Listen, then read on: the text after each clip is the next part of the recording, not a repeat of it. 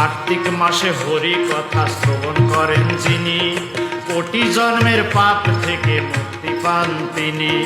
কার্তিক মাসে হরি কথা শ্রবণ করেন যিনি, কোটি জন্মের পাপ থেকে মুক্তি পান তিনি। একবার কৃষ্ণ নামে হাজার বারের সমান, আরে একবার কৃষ্ণ নামে হাজার বারের সমান। তপ জপ ব্রত পালন করেন গুণীজন।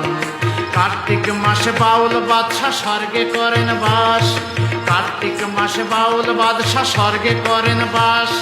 কার্তিক মাস হলো আমার রাধা রানীর মাস, এ মাস বোনাসের মাস, এ মাস দামোদর মাস।